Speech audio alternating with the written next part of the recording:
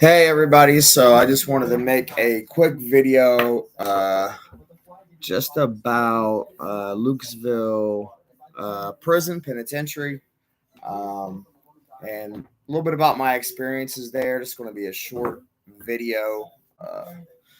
This ain't really the subjects that I really want to dive into. But since I do have experience there, I'm going to do a quick video about it, right? Quick experience. It's basically like being locked in a bathroom for 24 hours a day because the correction officers are lazy and they don't want to take you to rec. And if it's wintertime, they're not going to give you no coat. That way you don't want to go to rec. And then Lucasville, it's a maximum security prison. So to go to recreation, you have to be put on a chain and they shackle everybody's feet and you're connected on this chain and your hands are behind your back. And then they take another chain and they put it through. So everybody is connected together by this chain. Sometimes you may have an individual in front of you and one behind you. And what they'll do is they'll take some butter. They'll save their butter off their tray. Well, back then they used to. They'll butter their hands and they'll slip their cuffs. And while you are in the middle and cuffed and you can't get out, the guy in front of you and the guy behind you slips their cuff and they stab you up like, right? Fortunately, didn't happen to me. I didn't get stabbed up there, right? Unfortunately, back in the 4B area, they throw shit, they throw piss, they put it in shampoo bottles. Back then, that's what they would do. They would use various tactics, maybe putting stuff in their cell door so it doesn't lock. That way, when you get popped for the shower, someone can come out and attack you. I seen a guy make a spear out of newspaper. True Zulu warrior. His name was I don't know if I'm gonna just call him Mr. A, right? He was from Cleveland, and he made a spear. There was another guy from Cleveland in there, and he made a spear out of newspaper. He took it and he right through the bars, man. Like it was pretty amazing. But it just like slid by. Like kind of cut the guy's face. It was some stuff like Vikings, man. But since he wasn't a Viking, he was a black guy from Cleveland. We'll say that he was a Zulu warrior. You know what I mean? He was kind of crazy, right? He ended up going to the hole with my headphones because I loaned him a small pair of headphones. I never saw him again. So my experience at Lucasville was. There was a lot of dangerous people there. It was very dangerous. The people were dangerous. There were a little more respect, I would say, just because it's a max and single man cells. That's one thing I liked about it was single man cells.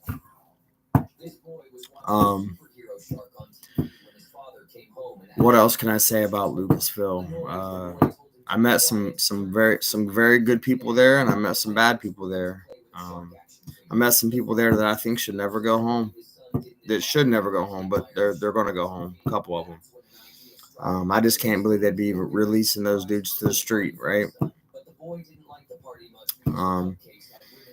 But there was no rehabilitation there, man. The only real rehabilitation you had was yourself, and on your mental health, it's really bad because you're locked down 24 hours a day. You get out for maybe a 5-minute shower, right?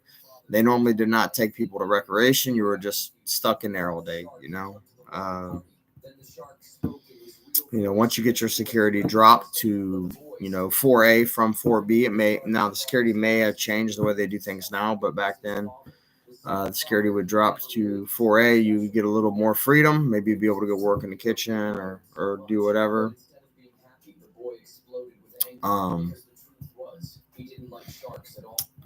But it was a horrible experience.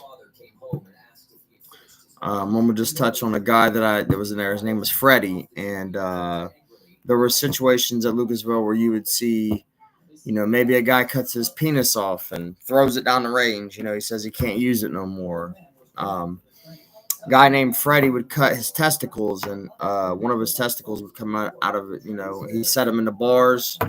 I guess he cost ODRC a lot of money. Like, I'm talking millions of dollars. I heard it was somewhere up to, like, someone said 20 million. I'm sure it ain't that high, but I'm sure it was in the millions just because all the medical stuff they had to do to put him back together, because he kept self-harming himself and injuring himself. And he cut his nut sack and put his testicle in the bars. What are some other things that seen? There was a guy one time that hung another guy. So the guy was walking past his cell. He had made a noose, and he threw the noose through the bars like a cowboy. And then he tied it, and he dropped down, and he pulled, and he hung the guy from his bars. Yeah. So we got the spear guy, we got the old lasso, we got the Zulu warrior, and we got the cowboy. The cowboy was actually from Price Hill. He was at Cincinnati. They call that Queen City. That's what they call that in Ohio, Queen City. And the hood he was from was Price Hill. It's like a in Cincinnati. It goes down to Cincinnati. My God, man. Oof. Dang, the nasty natty. You hear me? That's what they call that city. So Ohio has its own. Each city has its own little name and zip code, and they got their own little swag and style about themselves. I don't want to make this video too long, but I wanted to make a video about Lucasville. So what else can I say about Lucasville? Breakfast would come in the morning, and guys would take their cups and fill them with shit and piss, and dump the shit and piss into the coffee. I never drank the coffee.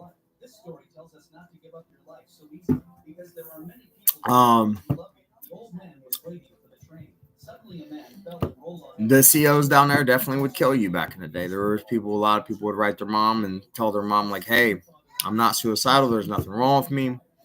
I've seen multiple guys send out letters, ask other people to send out letters, ask other people to call their mothers because correctional officers would kill them.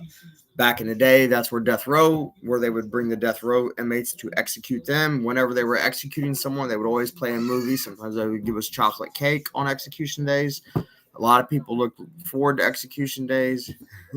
I mean, I guess not everybody looked forward to execution days, right? But some people would look forward to the Friday movies on execution day, or maybe chocolate cakes. And they're not that whole last meal thing. I talked to the guys in the kitchen. I never heard of nobody getting lobster or not. Like, you request something, if they got it in the kitchen, you might, get it. So they would bring guys. Death row is at OSP. They'd bring, actually, my cousin is on death row. So they actually moved all the death row inmates to CCI, Chill Coffee. But, what was I going to say?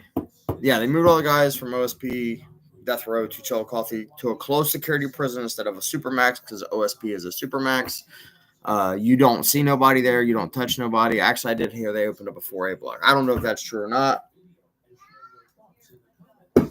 We'll write my guy a letter and see what he says. One of my people.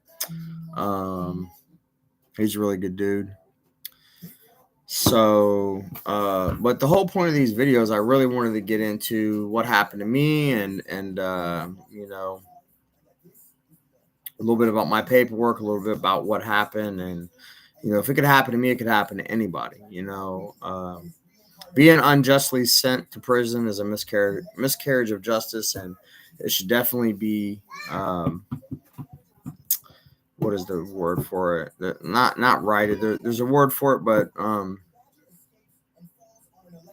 anyways, at Lucasville they carry PR. I think they're called 24s or 22. It's like a big nightstick. Only Lucasville and Lebanon carry those.